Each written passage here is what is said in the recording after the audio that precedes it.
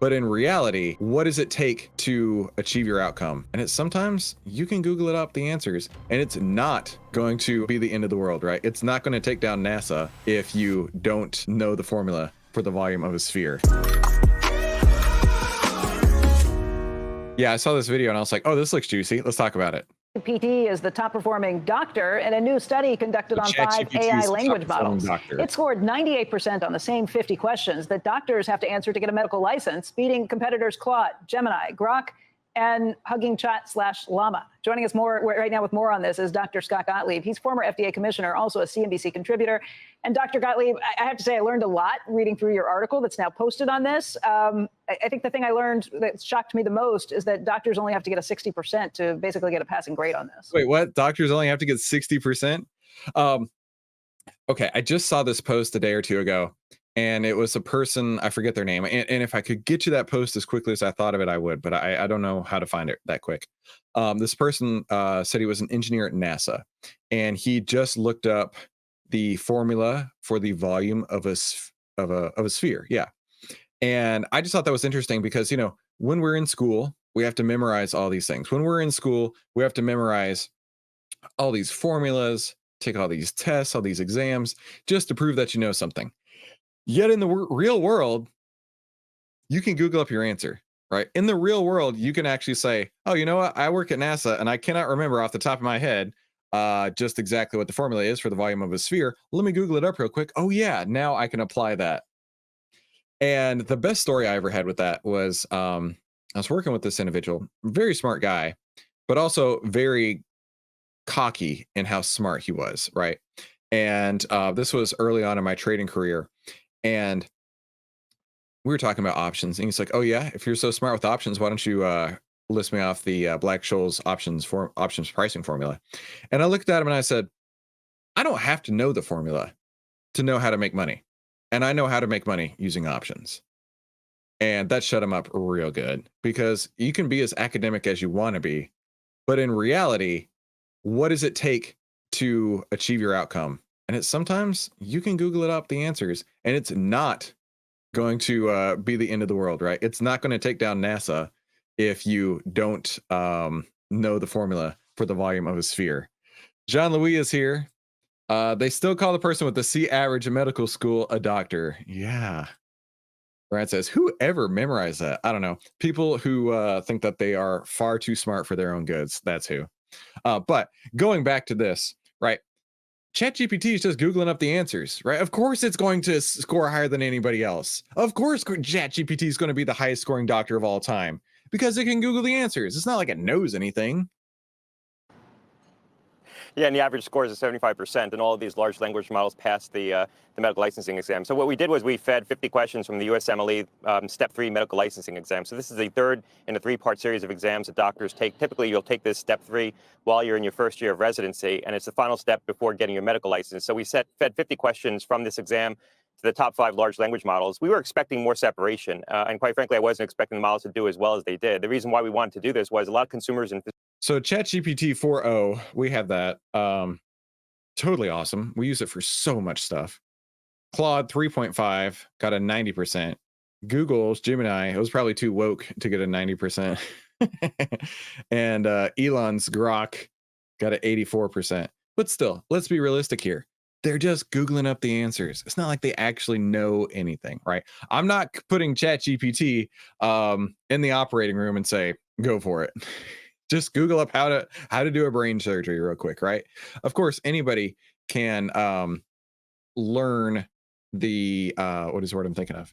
Can be knowledgeable. That's still not the word I'm thinking of. They can spit out formulas, they can spit out answers, but like practical application, I don't think these large language models can actually put practical application in place. Brian says this is great for studying. Yeah. Physicians are using these large language models to answer medical questions, and there really wasn't good evidence out there on which ones were better. There were some studies looking at individual models, mostly ChatGPT, but no one had compared across the different models. And the results were really striking to me. The fact that ChatGPT got a near perfect score. Did you notice the 5th result gets like 45 seconds delay everybody else because it's that bad. And the other thing that ChatGPT was able to do was contextualize its responses. So it didn't just give you the answer, but explained why it chose a particular answer and then why it didn't choose other answers. So it was very descriptive and gave you a lot of good information. I have been Googling my medical symptoms for years, and good point, right? Isn't that the old thing, right? Anytime you Google up your symptoms, you immediately have cancer and you're on death's door. I feel like that's a thing. Scaring the heck out of myself, convincing myself I have everything wrong with me under the sun. Are you telling me that ChatGPT is going to be better at that, or is it going to be more of the same? Because it's going to be more of the same. I am clearly just somebody who worries way too much about things. Yeah, look, I think the large language models are certainly better than using open source, search techniques like Google. They provide richer information, more descriptive information, and a lot of them will also provide references as well. References certainly if you ask for them. Hold on, I don't worry about those references because I heard about, now of course this was a few months ago. ChatGPT's probably evolved since then, but I heard a few months ago where ChatGPT was helping an attorney with their case, and then they had all these case laws that they cited and gave to the attorney, and then the attorney turned around and presented that as part of his case, and then the case eventually got dismissed or thrown out or whatever because the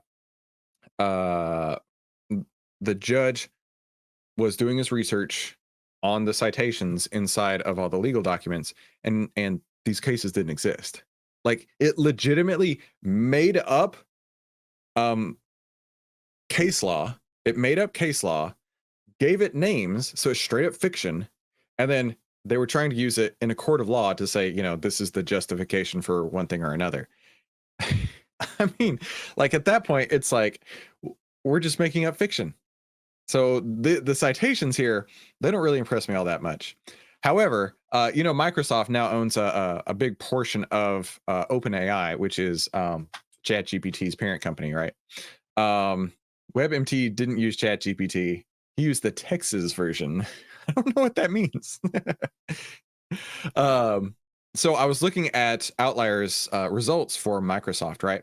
And so we had a recent buy signal in June, and then a recent sell signal just a couple of days ago. And I got to thinking about how the market's actually been in a really bad place lately. And I was like, how well did this work, right? How well did this sell signal come? So I pulled up the charts on Microsoft, right? Here's the buy signal on June 14th. This buy signal right here, June 14th. And you can see it went up. Let's go from here. It went up, it peaked, it turned around. And on July 15th, this is the sell signal that came on that date, right? So we've got about 2.5% gain or so, about $11 on the stock, which is pretty awesome. But look what happened after that, right?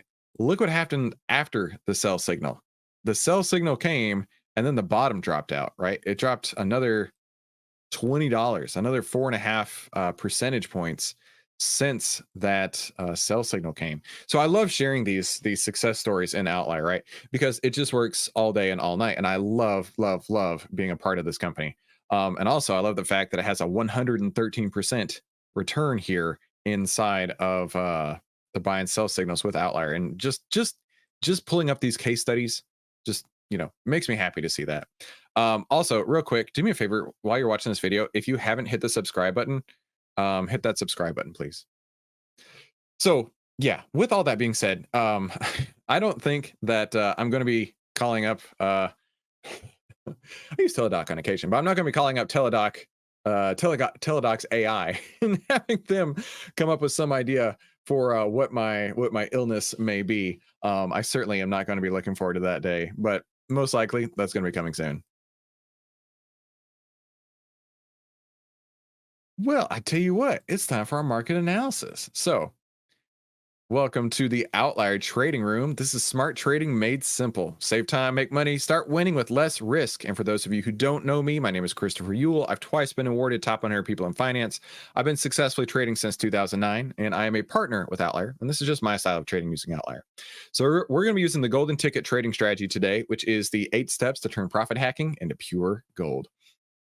So we're going to be looking at the golden ticket trading strategy with the master key, right? We've got to have the master key in order to move forward. And that includes the signal on the market, the buy signal on the market's breadth, and then the sector breadth. So if I don't have that, I'm not trading. But we do need to start with the market trend. Let it tell us which direction it's going. Now, yesterday we abandoned ship. Yesterday I said, get out of everything. And that's exactly what I did. I'm back to flat. I have no risk on in the market right now.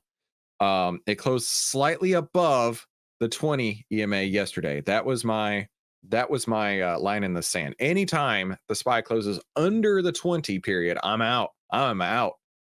And it's not something I do lightly, right? If it closes under the 20, wait to put on new trades until it closes over the 10 EMA again. Now, there have been multiple times we've seen lately in this really strong bullish trend where it's closed under and then popped right back up. We haven't seen that just yet. It totally might, right? Don't get complacent saying, okay, we're now going to see the sky falling at this point. But currently the sky is falling, or at least the SPY is falling down about 2.5%, right? It's down to a level. Actually, we could go all the way back here. Levels we haven't seen since June 20th. So an entire month just wiped off the board in the span of 3 days. On days like this is when you are reminded why following your rules, having a trading plan is super, super important. In fact, I was looking at our list. These are the stocks that we got out of yesterday. Zillow's down, AFL's down, KBH and BAC are up slightly. NEM is down, AEM is down. Let's just take a look at this, right?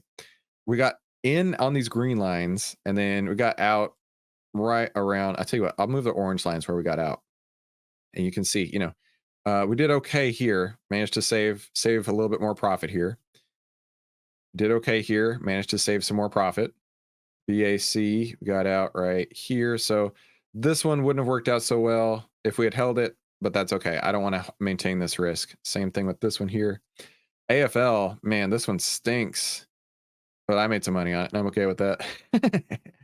And then Zillow, this one just didn't work out for us. I think we had like 6 in a row, 6 nice winners and 1 loser. So I'll be glad to take that all day, every day. But this market right now, I wouldn't be trading it with Brian's money. I wouldn't be trading it with Sebastian or Max's money either. I would be staying right out of this market until it decides what it's going to do. So game plan for next week. If it pops back up over the 10, I'm interested again, as long as all of the other signals line up. If it falls, right? If it falls, we have a different game plan. If it has a 10 under the 20 with price under the 50, which could happen. Okay, it could. I'm not saying it's going to, but it could. That's when I'll start looking for short opportunities. But in the meantime, there is, ouch, big time. There is nothing wrong whatsoever with holding cash. A lot of people, when they get into the market, they want to just trade. I want to go. If I'm not putting a trade on right today, I'm not making money. But at the same time, staying out of the market is a fantastic trade to make in a volatile market just like this.